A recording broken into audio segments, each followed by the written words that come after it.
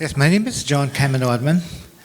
I work for the Windigo Fisheries Council out of Sulakot as the Musselwhite coordinator. It's with regrets that our Chief Executive Officer, Frank McKay, is unable to attend and participate in this presentation. He has other commitments with another of our First Nation communities today. So other than that, we are glad that we have been invited to participate in this forum. So we will give you a brief overview of the Musselwhite Agreement, which we are signatories to.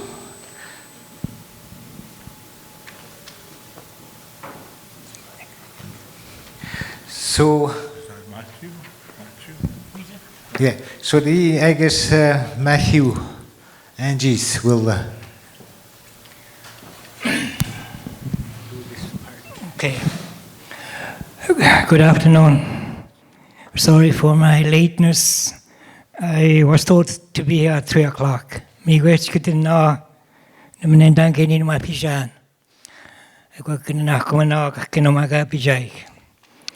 my name is Matthew Angees. I'm the Executive Director for Shibogama Tribal Council.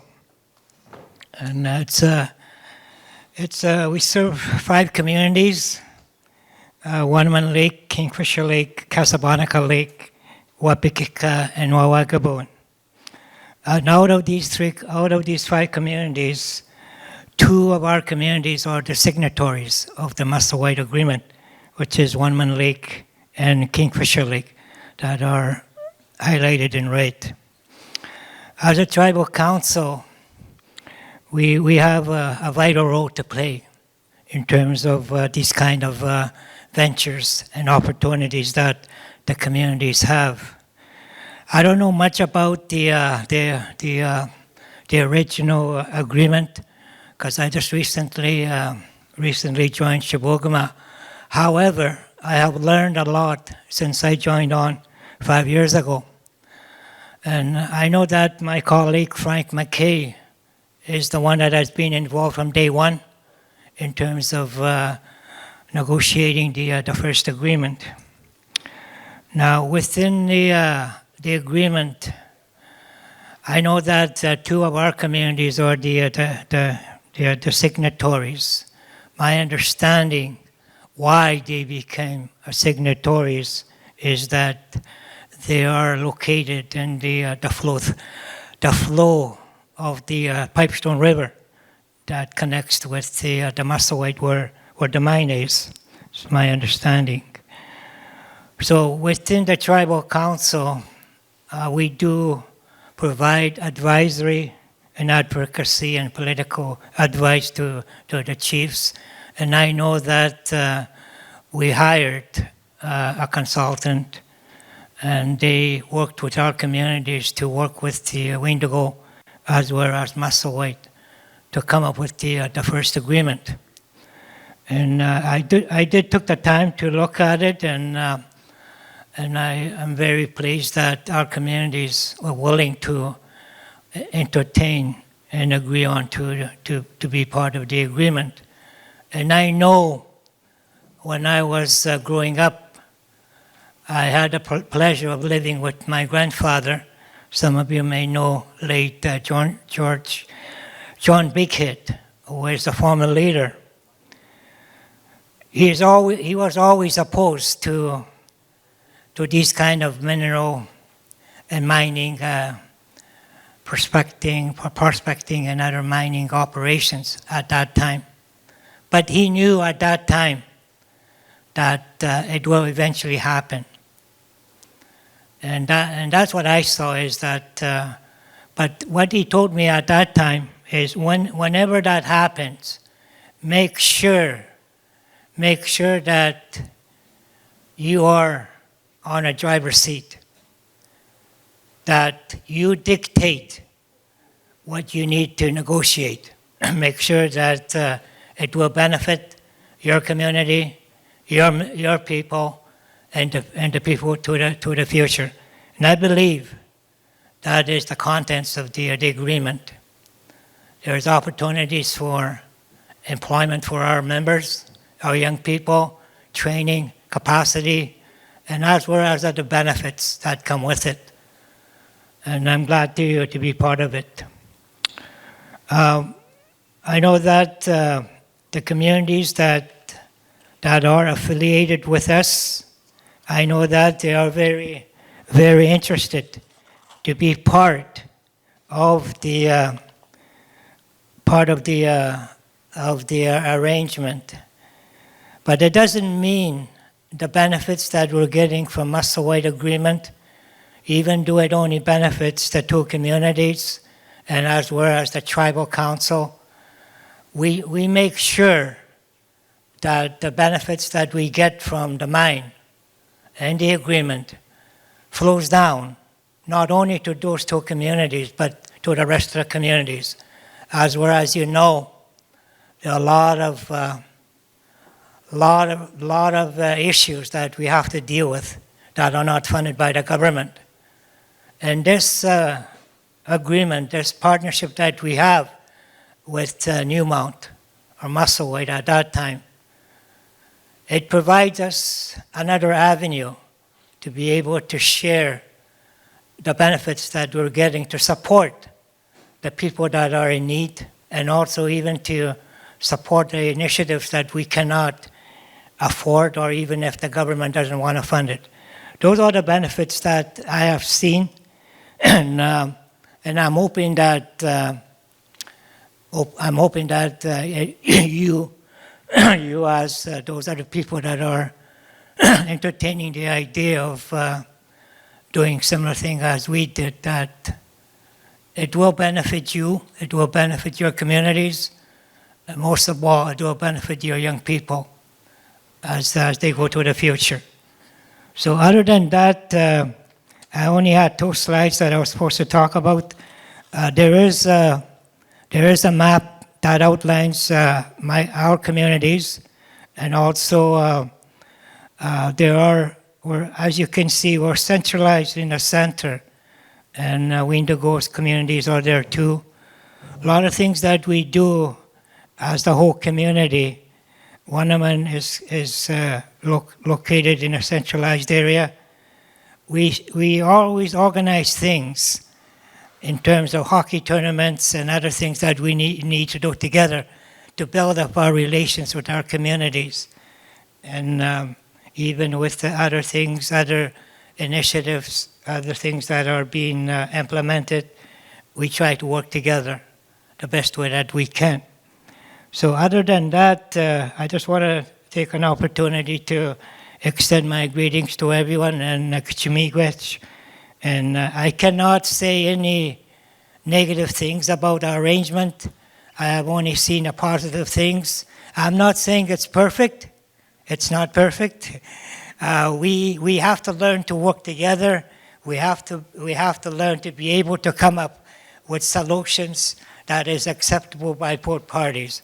And that's the way we have seen our agreement, that we have the ability to be able to come up with solutions. That way we don't kill each other. In a way, I do see Newmont and the Musselwhite Agreement continue to grow for the benefit of our communities as well as our people. Thank you very much.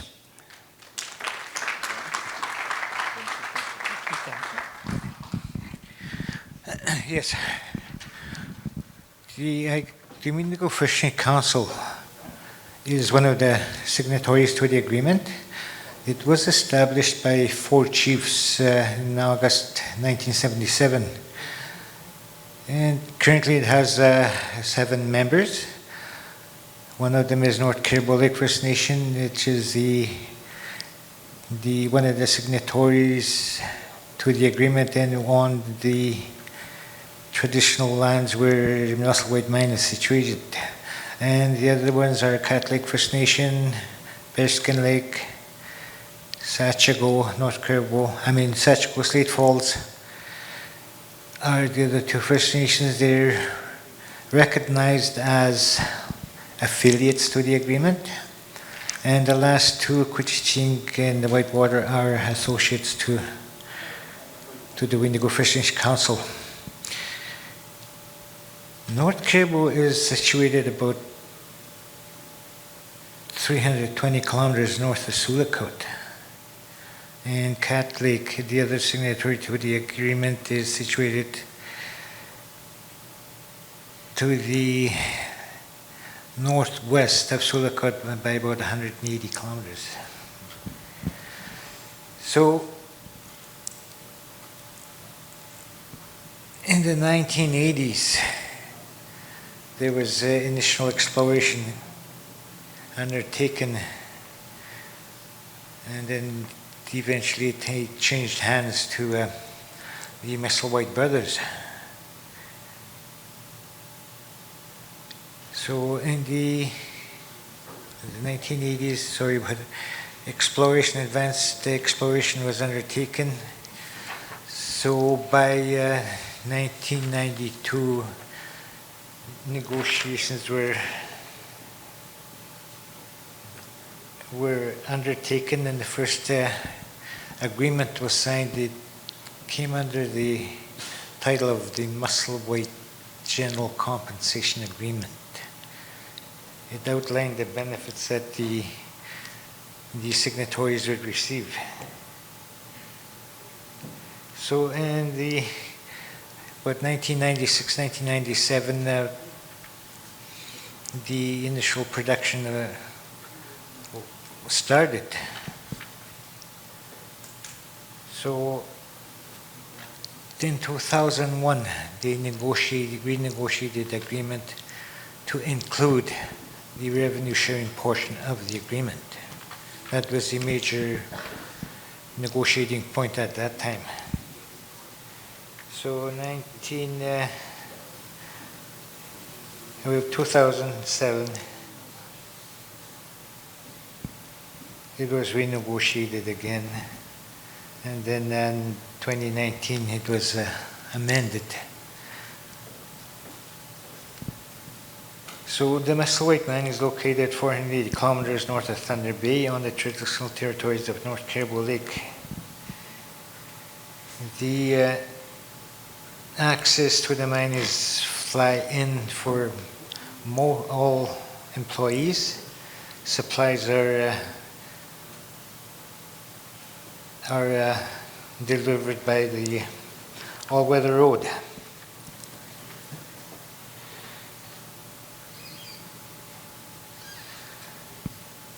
This is one of the first mines in Canada to enter into a comprehensive agreement with First Nations.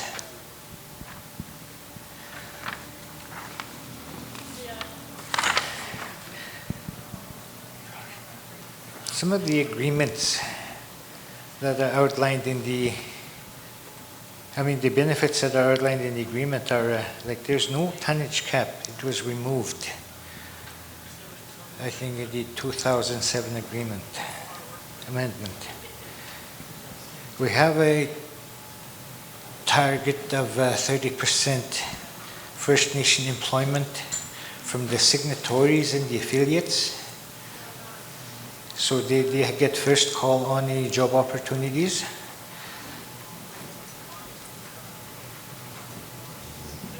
The other one is environment. There is a high priority put on the environment from the First Nations. So that section of the environment is quite large. Like this section of the agreement is quite large. And it's basically a living document. And it employs best technology available. And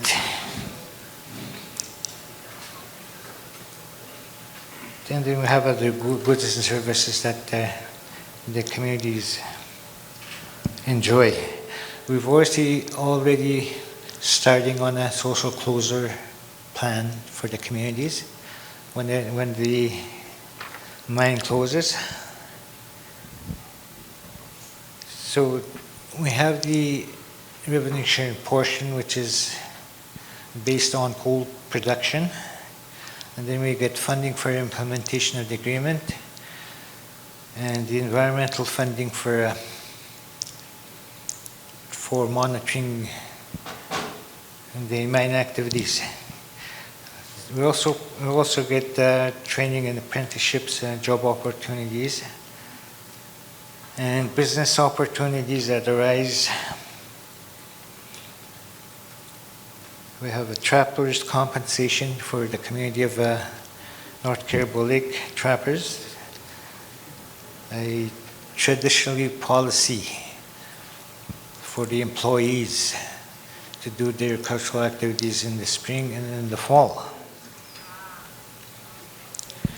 And the other new one we have right now is we have negotiated for 2 environmental monitors to be employed at the closing of the mine.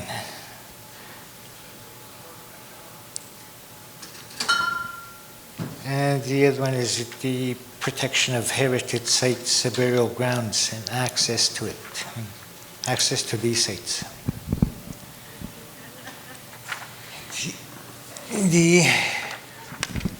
Some of the funding we receive is revenue sharing. It's based on the monthly gold production in gold price, and it's on a sliding scale to reflect the cost of gold. And then we have the implementation funding, and it's also based on gold production.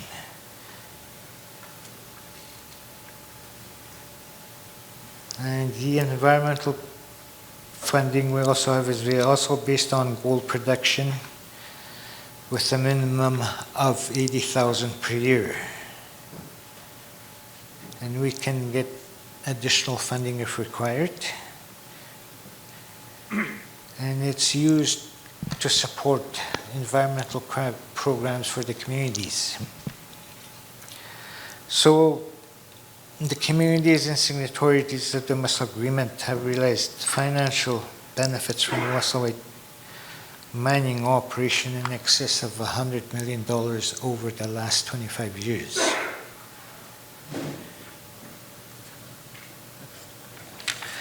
And we have developed several indigenous partnerships. One is through the Windigo Community Development Corporation, and they provide all the catering services, the food services, housekeeping, and the boreal solutions, janitorial supplies, and then Lowry's office supplies, printing services, TBT engineering for civil and geotechnical contracts.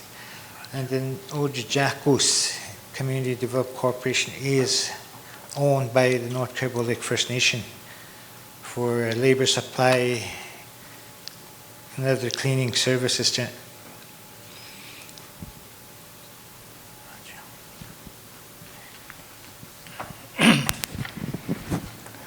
Yeah, this is another positive initiative that we developed in our partnership agreement. Is within Shibogama, we do have several initiatives that we managed to negotiate and implement. Under Wanaman and Kingfisher, they have a group called BBH, which stands for Big Beaver House, which is a community where we all lived originally. So BBH looks after their service equipment operation at the mine. Also, we have Centera, which provides the security at site. And also they have Lona Logistics, who does the earthworks. Also, we have arrangement with air transportation from Thunder Bay to other sites to get the staff, the workers from their communities to the site. But mainly the hub is Thunder Bay. That's where the charter departs and to the mine on a schedule. Within Shibogama, we've been providing nursing services for since the beginning. But this past year, Newmont wanted to go in a different direction, where they wanted Shibogama to kind of look at, consider providing a comprehensive occupational medical services. And we did not have any capacity to be able to do that. So the only way that we would be able to do that is to have a partnership. So that's where OMES came about. Took us a while to be able to develop a joint venture partnership, but it was worthwhile. It was something new to us, but now it's up and going, and it's kind of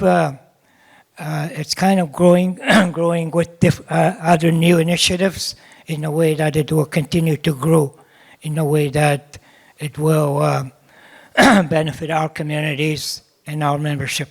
Thank you. I guess the other major project that's been undertaken through Musselwhite Mine is the Watingania Power Project, which connects and is going to be connecting most of the communities north of Sulico to the grid. So Musselwhite Mine played a significant part in the startup of this project. So all told, Musselwhite Mine contributes anywhere from 20 to 25 million on First Nation businesses.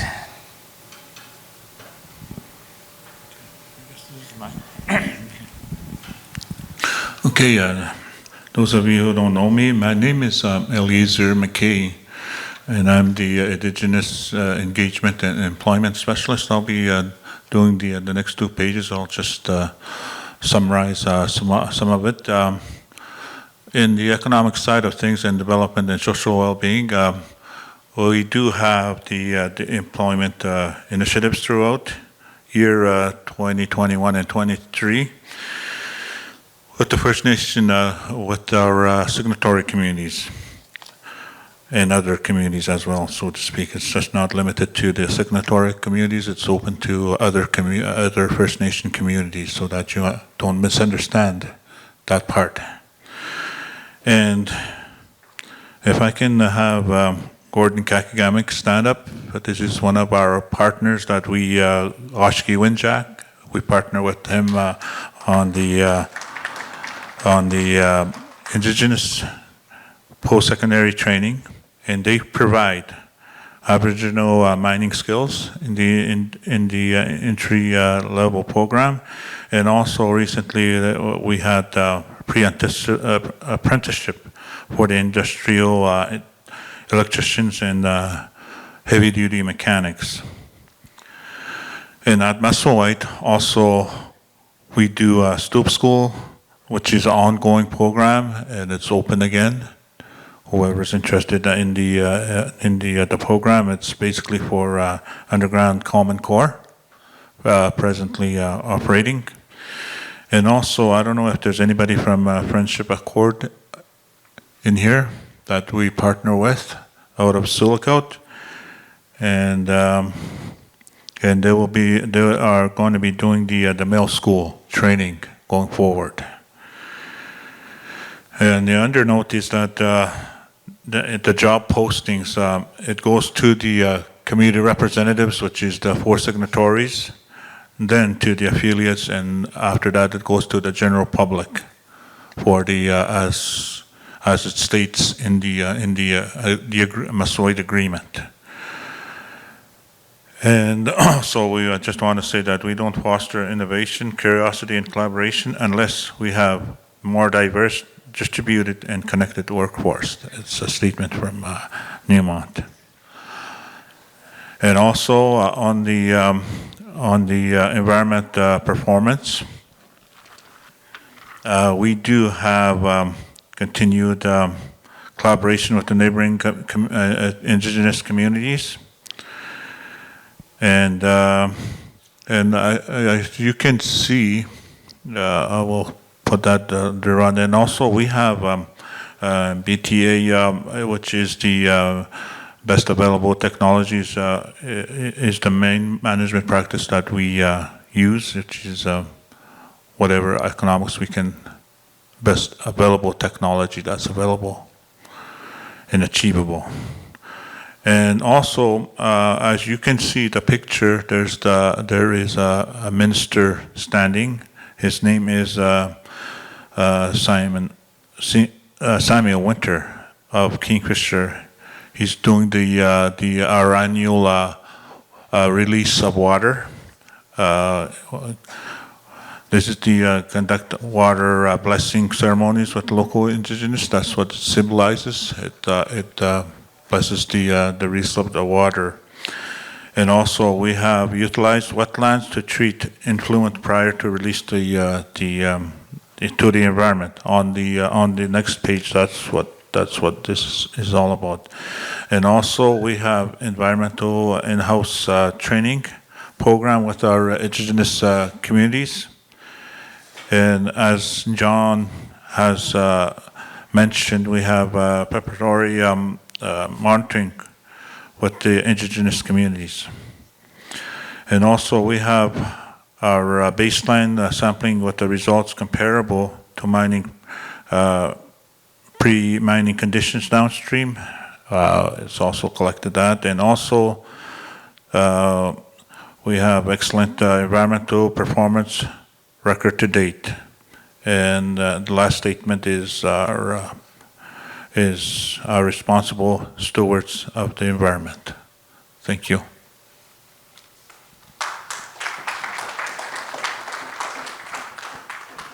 This is on, right? I'll just talk to this. So for those of you that don't know me, I'm Mark Kiessling. I'm the general manager of Musselwhite's mine. I've been there for a short period of time. I heard Matthew say he hadn't been involved with it for very long, and then he said 5 years, and I'm thinking I've been here for 15 months. So, but it's been awe-inspiring to see and to be able to work with these folks and to be able to see what this agreement has come to. I don't think anyone envisioned where it would be today when it was signed originally. And I think right now, as we talk about renegotiations of the agreement and new looks at the agreement, I think we don't necessarily know the direction that it's going to go, but we have a vision of where we want to take it in the future. So with that, I'll ask if there's any questions.